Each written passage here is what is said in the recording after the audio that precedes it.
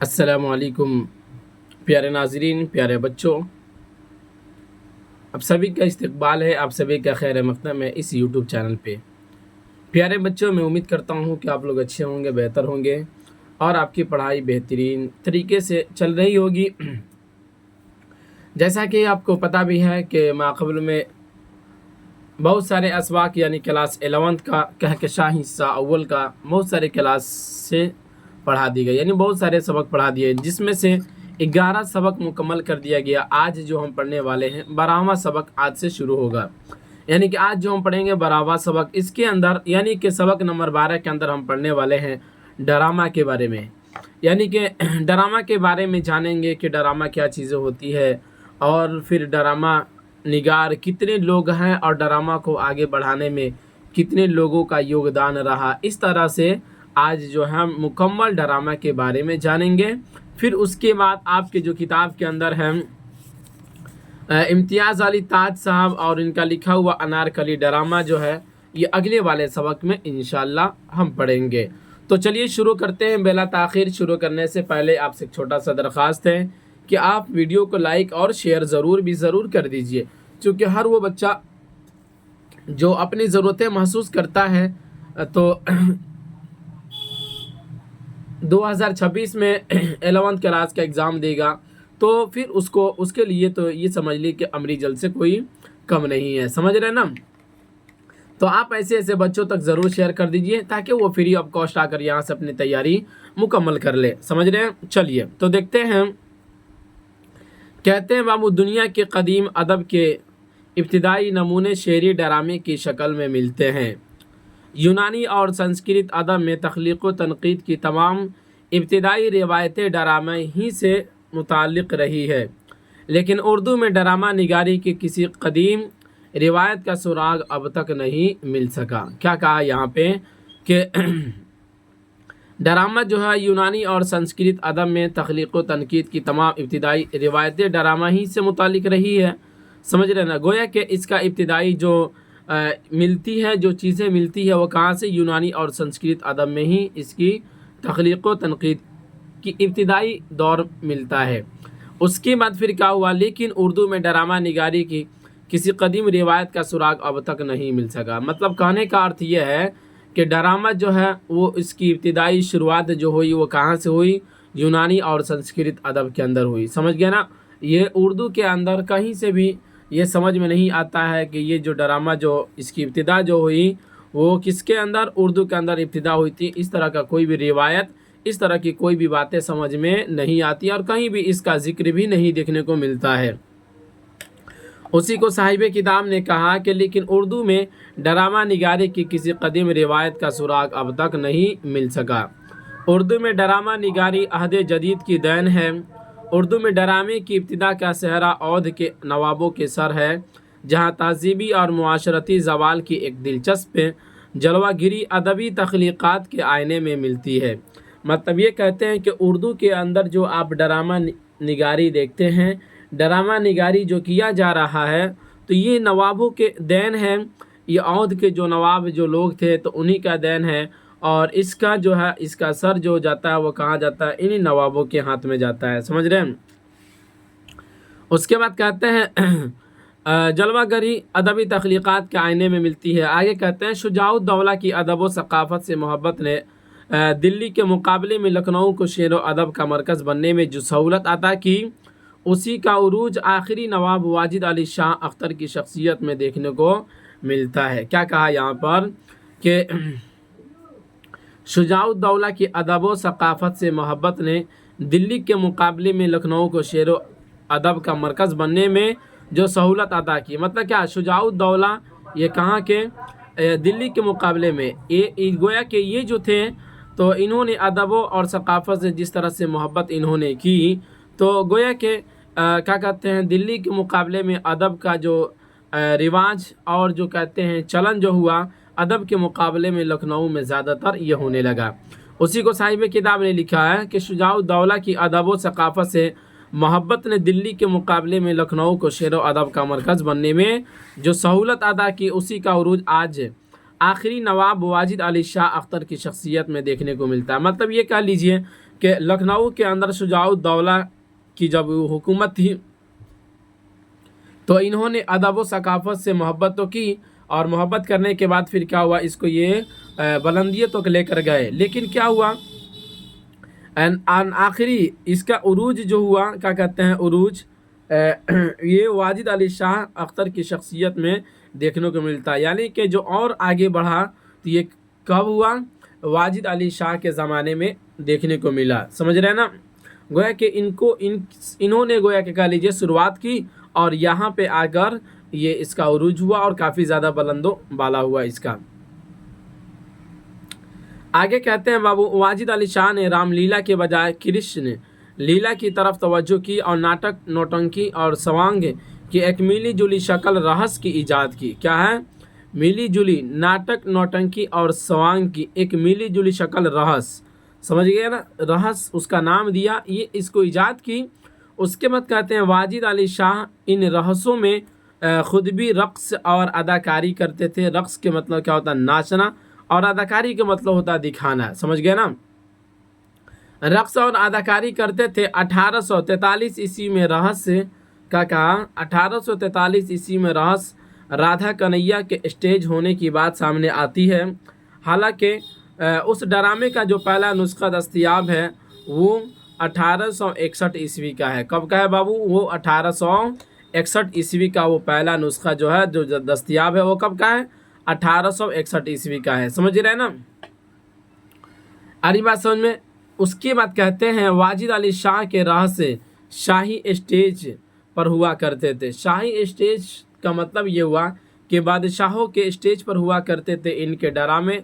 अब ड्रामा मत कहिए, रहस कहिए, समझ गए ना। रहस जो हुआ करता था वो शाही स्टेज पर हुआ करते थे जहां आम लोगों का गुजर मुमकिन नहीं था। अब जाहिर सी बात है कि बादशाहों के बीच में अगर ड्रामा हो तो फिर वहाँ पे आम लोगों का वहाँ से गुजरना ये मुमकिन नहीं होता है। शाही स्टेज की फजीलत और अहमियत अपनी जगह, लेकिन शेर व अदब की हकीकी रिवायतें अवामी मंच पर ही परवान चढ़ती है। क्या कहते हैं, हकीकी शेर व अदब की हकीकी रिवायतें अवामी मंच पर ही परवान चढ़ती है।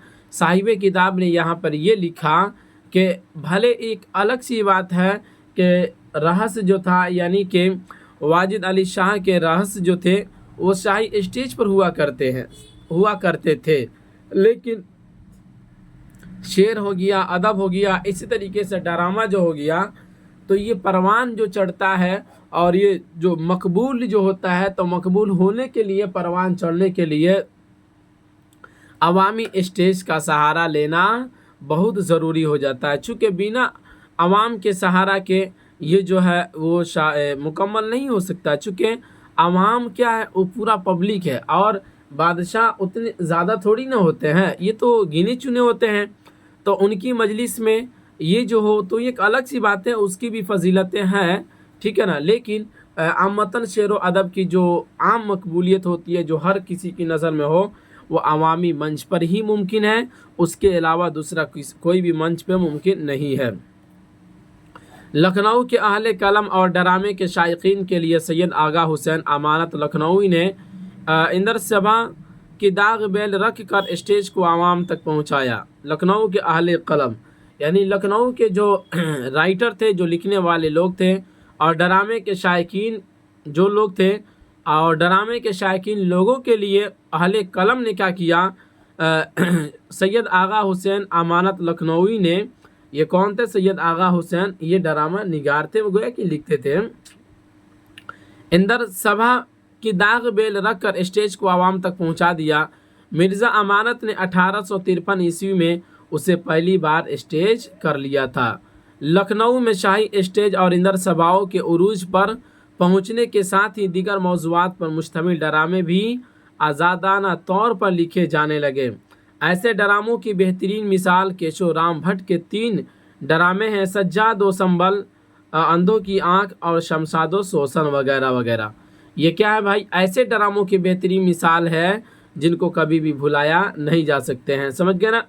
तो ये क्या हुआ कि बाद में ये सैयद आगा हुसैन लखनऊई ने एक इंदर सभा रखा, इसकी बुनियाद डाली, और फिर वहाँ पे क्या हुआ, उसको क्या कहते हैं ड्रामा को आवाम तक पहुंचाया, जिसकी वजह से फिर क्या हुआ, ड्रामा परवान चढ़ा, काफ़ी ज़्यादा मकबूल व मारूफ भी हुआ। समझ गए ना, उसी को यहाँ पे कहते हैं। आगे देखते हैं, आगे बयान किया है बाबू 19वीं सदी में 19वीं सदी में ही बिहार के अलावा बंगाल और बम्बई की तरफ उर्दू ड्रामे का कारवां बढ़ा। क्या कहा, उर्दू ड्रामे का कारवां बढ़ा। इस बीच बड़े पैमाने पर थिएट्रिकल कंपनियां कायम हुई और बाज़ क्लब भी ड्रामे के लिए वक्फ हो गए। क्या हो गए, यानी अब क्या हुआ कि जब इस बीच बड़ी बड़ी पैमाने पर थिएट्रिकल, क्या कहते हैं, पैमाने पर क्या लिखा है भाई, थिएट्रिकल कंपनियां कायम हुई और बाज़ क्लब भी ड्रामे के लिए वक्फ हो गए। यानी क्लब जो होता है वो सब जो होता है वो ड्रामे के लिए वक्फ कर दिया गया, यानी ड्रामे के लिए उसको मुतय्यन कर दिया गया। आप कह लीजिए क्लब के अंदर जो चीज़ें होती थी उसको हटाकर फिर क्या हुआ, उसके अंदर ड्रामा निगारी का भी सिलसिला शुरू कर दिया गया, तो उसी को कहा वक्फ हो गए। उस दौर में प्रोफेशनल तरीके से पारसियों ने ड्रामे की तरफ ध्यान दिया।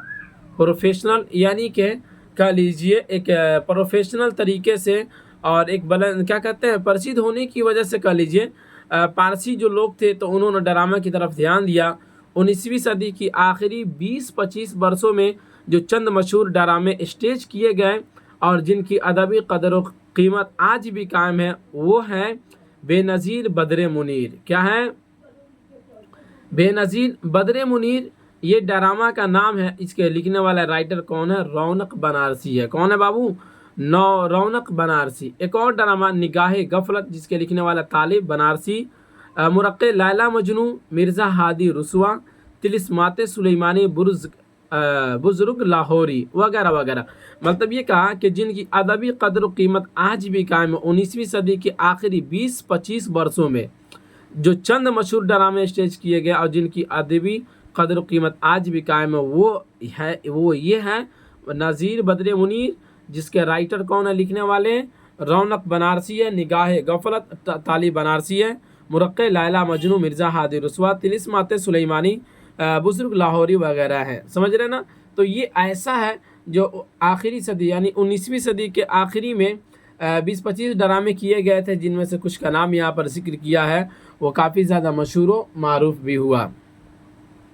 समझ रहे बात को, आगे बढ़ें। चलिए, कहते हैं उर्दू ड्रामे की इसी मोड़ पर आगा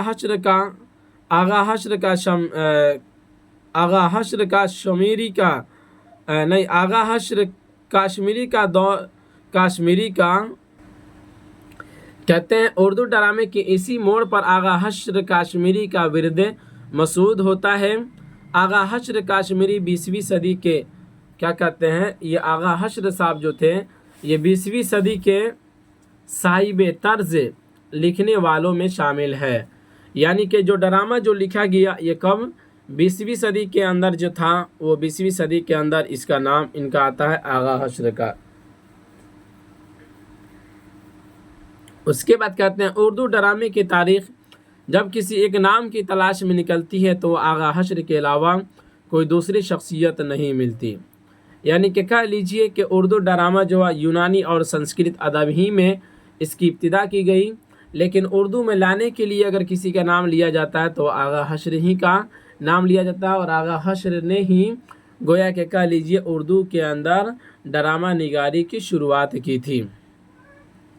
उनका मशहूर ड्रामा सलोर किंग 1910 ईस्वी में लिखा गया था। आगा हश्र ने लाहौर में इंडियन शेक्सपियर थिएट्रिकल कंपनी बनाई और यहूदी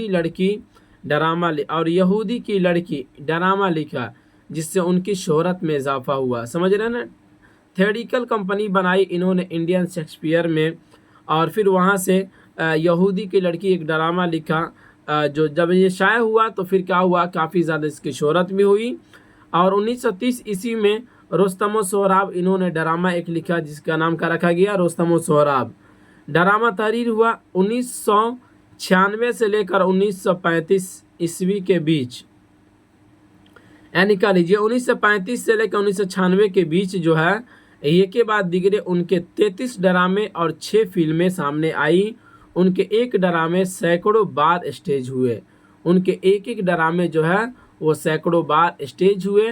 اور دیکھیے جو 1935 سے لے کر 1996 عیسوی کے دوران بیچ میں جو ان کے بہت سارے ڈرامے شائع ہوئے، تقریباً 33 ڈرامے جو ہوئے شائع، اور جو انہوں نے لکھا تو اس میں سے کہتے ہیں ان کا ایک ایک ڈرامہ جو ہے وہ کئی بار اسٹیج کیا گیا، سمجھ گئے۔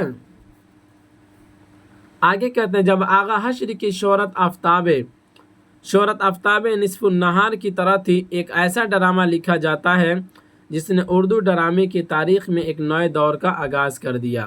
کیا کہا؟